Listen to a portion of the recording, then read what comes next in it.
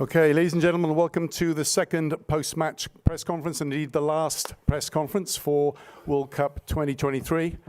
I'd like to welcome onto stage the world champions, in particular, obviously, Coach Jacques Nienaber and Captain Siya Kolisi. And we'll just ask Jacques perhaps to say a few words. Now he's sitting next to that cup and after such an amazing game. Yeah, thank you everyone. And relief is probably the first word that comes to mind. Relief in the sense, I'll get to our fans now, but relief in the sense of the special group of players that we have. As a management and leadership group, we always thought that we just can't mess this up, because they always we from 2018 thought they had the ability to win the 2023 World Cup, and 2019 was something that probably hopped on along the way. But in saying that, so I'm relieved for the players. They deserve that, and they were good enough to do that. And then, but this is probably for our fans, for South Africa. I wish I could show you the amount of messages and videos and what was going on in South Africa. I think there were 62 million people that united from small farming communities, opening up showgrounds that people from all walks of life could go in, and the entrance fee was whatever you want to donate, and people bought T-shirts, green T-shirts for everyone. So we felt every single little bit of energy they gave us, and I think in the last 3 games with 3 one-point victories, we needed that, and that drove us. So yeah, that's me. Okay, thank you, Jacques. First question, hands up. Gentleman in the front here, please. In the front. Yep. Another close game. I did a piece with Scott Brits in the week, and he talked about the emotions, the friendships being the things that get you through these marginal games. Please tell us about what this means to you, both as friends, as mates, and the emotions contained there. I think Jacques said it there. Honestly, the last World Cup, the country was hopeful that maybe there's a chance we can win it, you know. And after we've won it, and what transpired after that was a belief behind this team, you know. And I think the people of South Africa that are sitting here in front will tell you there's not a lot of things going right in our country, and sport we have the privilege, you know, not the pressure. We have the privilege of being able to do what we love, you know, and inspire people from different walks of life, not just rugby people or sports people, but just people in life. And I think our team, you know, a lot of us where we come from, I mean, Jacques spoke to us this week, life probably, we shouldn't be where we are today. There is no ways where I come from I could have dreamt of being here today, you know, and kids that come from farming areas never could think that they would be here today. Children who come from the, you know, who come from where we come from, you know, and people from the Cape Flats, we come from different walks of life. And I have my own reasons to play rugby. I have my own goals and ambitions. I want to look after my family. I want to make sure I give back to my community, because without them, I wouldn't be here. I wouldn't be here today. Some are playing for the parents who are not here with us anymore, you know. But what brings us together is our country. What brings us together to play for is the Springbok and then South Africa. And that's what has been driving us. That's been driving. And I can't explain it to you in words. You need to be a South African to understand. You need to come to South Africa and see it. It's a beautiful country with a lot of problems. But once we come together, and we've come together a lot before for a common goal, and I promise you, nothing can stop us as a country. And it's not just in sport, it's in life in general. It's in everyday work. And that's what we're trying to do, you know, each and every single day by giving everything. We're not saying we're going to win all the time, but we promise you we'll give it everything. And goals without hard work and effort means nothing. And we had to put in the hard work and sacrifice all the time to being away from our family. And it couldn't have, I wouldn't change the script, how it's done, you know. And the friendship, I've known Jacques since I was 18 years old. I've known Coach Rassi, he gave me my first contract. Me and Eben met when we were 17.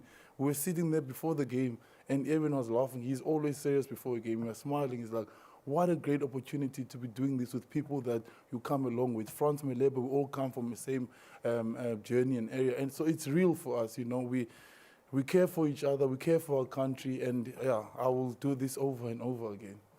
Okay, gentleman in the front. Good morning, Siya. Good morning, Jacques. Jacques, for you in particular, you look back at the call to recall Andre Pollard. It was a decision that elicited a lot of reaction back in South Africa, and through the tournament, there have always been questions about goal kicking. You look back at that decision now. How proud are you and the selection group of making that decision despite its unpopularity, despite the lack of foresight at the time, and how it's come off in the playoff stages?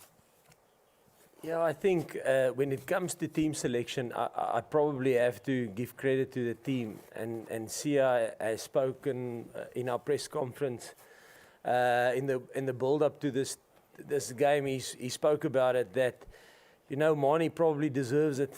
A guy like Kobus deserves it if you think what they've done in the quarterfinal and the semi-final. But the one thing that we do have is we have 33 players that's the right players. We're not necessarily always the best players in our positions, but they're the right players. So when we go with a strategy and we explain it, a guy like Kobus accepts it, a guy like Mani accepts it, and they probably deserve to play in this match. But strategically, we had a specific path. And in saying that, I'm not saying we are geniuses. Please don't see it like that. We don't try and be creative and think out of the box and stuff like that. It's just the squad that we have and the depth that we have and how close things are, or the players are, that gives us the opportunity to maybe go a little bit different than normal. It's not genius. It's just, listen, the players that we have has got the ability to give us different tactical viewpoints, if I can put it like that. And then also I want to say that we have all our families with us, kids and the families, and you know what, Mani's fiance, Kobus's wife, when we don't select them, they have to put all the pieces together because obviously they're disappointed. But yes, I must say, within 2 or 3 hours, they just accept their role, and their role is then they're not going to play on the weekend. But Mani was the best Richie Mo'unga he could have been. He tested us, he studied him, his mannerisms. A guy like Kobus studied Aaron, his mannerisms, things that he does. So, I mean, and that's probably the strength of the group, is that there's 33 players that understand their roles and they don't have egos and they buy into it, yeah. Gentleman towards the back. Siya, Jacques, first of all, congratulations for this victory. Siya, you have just won the cup and you won it 4 years ago in Japan. What's different, what's similar in comparison, maybe in the path, in the motivation, in the feeling, in the reaction, between now and 4 years ago? Thank you and congratulations again. Thank you. Yeah, the path was definitely difficult, but we knew before the time that, I mean, the pools were chosen, I don't know when, and we knew, and I think Jacques and Coach Rassi always speak to us there, and they say, I mean, Coach Rassi said, great things are never achieved in ideal conditions, and this wasn't ideal conditions for us as a group. I mean, playing the home team in their own country is one of the hardest things to do. And then obviously, the way we played the last game against England, which was tight as well, we had to fight. And then today as well, no different. But I think the motivation was, as we said earlier, was everything from home, you know, and our families. And I think the coaches also create an environment for us where we can be with our families, no matter where we are. It feels like home every time we go back to the hotel. Our kids are there. We have like 15 to 20 kids running around the hotel, you know, and that gets us through the tough days. And it's one of the greatest things I think they could have done for us. And I think the people also from South Africa, some of our friends, they use their savings to buy a ticket to just come and watch us play. That kind of stuff, we hear it and we see it and we respect that. I mean, for me not to give my 100% on that field will be cheating all of those people, and that's what the coaches always remind us. So the motivation for us, we don't have to look far. It's around us in the group. We look at your story, where you come from, how far you had to fight to get to where you are today. So motivation is always there. It's not something we lack in our country. Okay, on the left over here. Siya, congratulations. There were a couple of massive moments in that game. Sam Kane's red card. Can you tell us about that and how much of a difference you thought that made in the end result? But also, how nervous were you waiting in the sin bin to see if yours would be upgraded? And also, did you chat to Sam afterwards? And if so, what did you chat about? Yeah, it was. Yeah, it's never nice, obviously, for a player to get any card on the field. But we knew, like, when they got the card, they were just gonna lift themselves. When we spoke at halftime, we said they're gonna get up now. We mustn't try and relax, and they did exactly that after halftime. And for me, I was also nervous, but yeah, I did watch the video, and I saw that I did level change, and it was a secondary where my head followed up. But I trusted the guys around me, you know, that they obviously could fight for that long, and then obviously getting another one at the end. It was difficult, it was messy, but we'd been in these positions before, so yeah, I trusted that the guys would fight for that time, and then obviously when I came back on, I had to give it everything again. Okay, Craig. Thanks. Congratulations, guys. Well done. Jacques, just on the match itself, losing Bongi in the first minute, obviously the lineouts were a bit ropey after that. That wasn't ideal. How worried were you with that situation? Because it took away one of your major weapons in a way. Yeah, I think if you probably ask us which injuries we would like in early on, it would probably be Bongi and Faf. But that's the decision we made with the squad we selected and the team we selected. And like I said, there's always risks involved, but we mitigate that. And yes, I don't know how many lineouts we've won or lost. I mean, I don't have that stats in my head now. But what Dion Fourie, like, let's say I don't even think there were, but let's say there's 16 lineouts in a game. There's 120, 30 rucks, 15, 20 tackles that he makes. So sometimes the lineouts he loses, he makes up for it in other areas of the field, you know. And I thought, well done to him. I mean, he's, I don't know what his age is, 38, 37, something like that. And to put in a shift like that is special. So, but always knew, I've coached Dion since he was 20 years old, so always knew he had that dog in him. Okay, up here in the middle. Hey, Jacques. Just wondering, what do you say coach to Ian Foster after a game like that? A coach who's obviously, you know, been through a bit over the past couple of years, and, you know, his time ends with the All Blacks now after a World Cup final loss for them. You know, coach to coach, what do you say to Ian Foster after that? Yes, he's actually, I don't know a lot of coaches, to be honest. None, actually, except him, probably. He's the only guy that I ever have conversations with. So that probably speaks the kind of person he is, you know. Before the game that we played in the warm-up game at Twickenham, myself, we had a cocktail function the night before the game, or maybe 2 nights before the game, I can't remember, but myself and my wife and him was chatting away for 40 minutes about just life, you know, about his daughters, his family.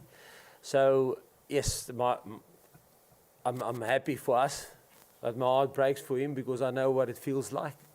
And yeah, he's an exceptional human being and an unbelievable coach. You know, he was written off numerous times, him and his squad. But like the All Blacks, the quality team they find a way. You know, I think if you look at, I mentioned it in the week. I think if you look at sports teams in the world, and I'm saying all of them, sailing, motorsport, Formula One. I think they're probably one of the most successful sporting teams there's ever been. So yeah, they're quality outfit, and he was the leader of that. So he's a quality individual.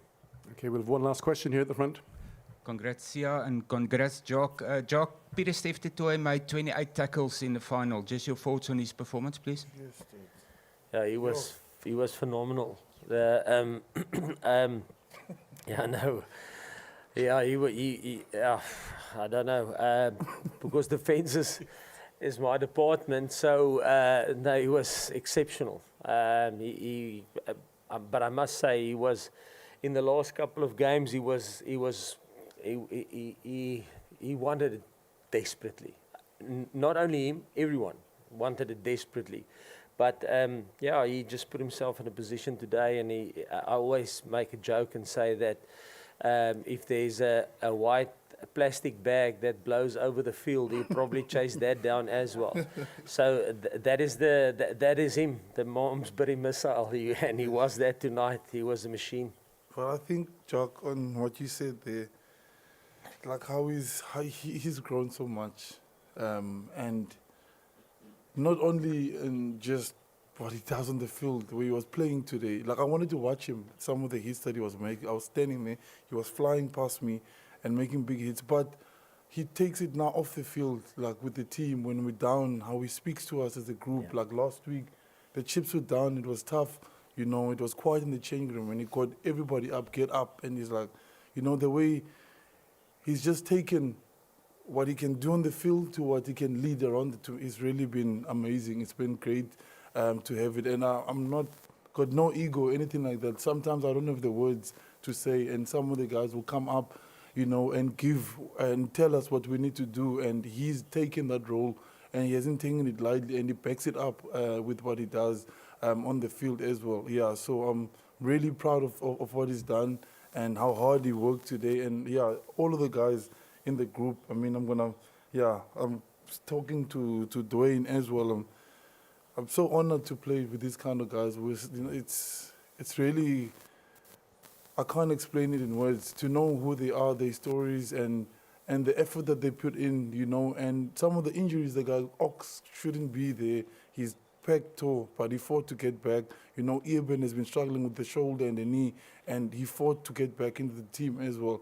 You know, it hasn't been an easy journey, and to look at the guys, and I can't believe that what we've achieved today, honestly. And the coaching staff have been ridiculous. I mean, I've worked with Jacques since I was 17 years old. I couldn't tackle. When him and Rassi used to come to tackle, to training, we had to play full contact. We had to show them that, you know, you can do this. So, and since then, how he used to motivate us in games, how we grew around him, myself, Eben, France, and Stephen Kitsoff, Pieter Steph, we all played together, other Jacques.